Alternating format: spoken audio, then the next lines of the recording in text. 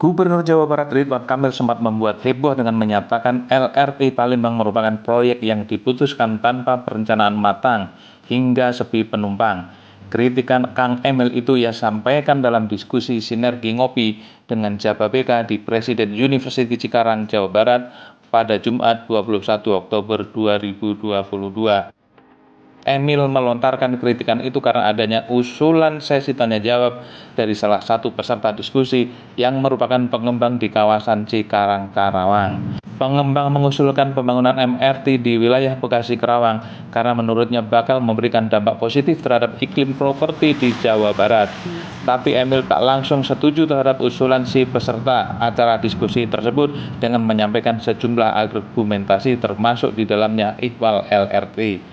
Tak setujunya Emil terhadap usulan pengembang itu didasari dari beberapa poin argumen yang telah dia sampaikan saat itu. Pertama, dengan menyatakan MRT merupakan proyek yang mahal sekali, yakni 1 triliun per kilometer.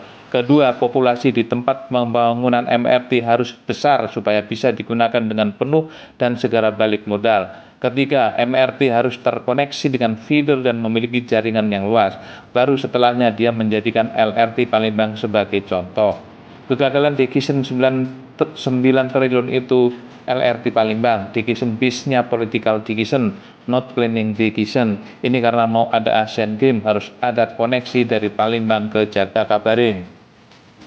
Setelah melontarkan pernyataan itu, Emil mendapat tanggapan dari Gubernur Sumatera Selatan, Herman Deru.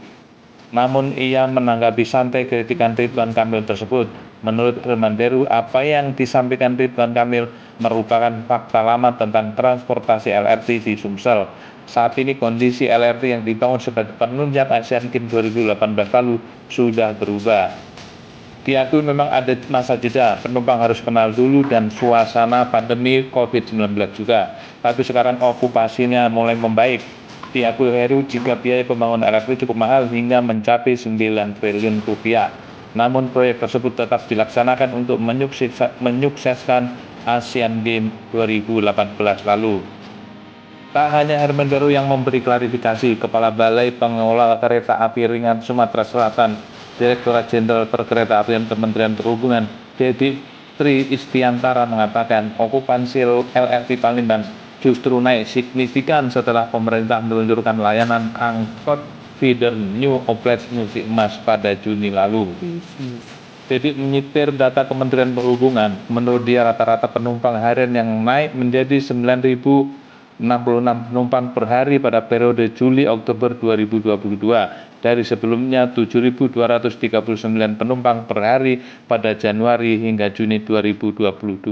Sementara itu peningkatan penumpang per stasiun mencapai 26% di stasiun Punti Kayu hingga 40% di stasiun Asrama Haji. Dedi melanjutkan, peluncuran angkot feeder New Outlet Musi Emas ini merupakan salah satu upaya untuk memaksimalkan penggunaan LRT Palembang yang melayani masyarakat setempat. Sesungguhnya kritik terhadap pembangunan LRT Palembang tak hanya datang dari Ridwan Kamil. Kritik tajam juga turut disampaikan oleh Wakil Ketua Umum DPP Partai Demokrat Beni K. Harman. Dia bertanya-tanya tentang efektivitas penggelontoran dana sebesar 9 triliun tersebut.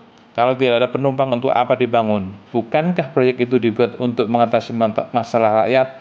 Tanya Beni melalui akun Twitter pribadinya.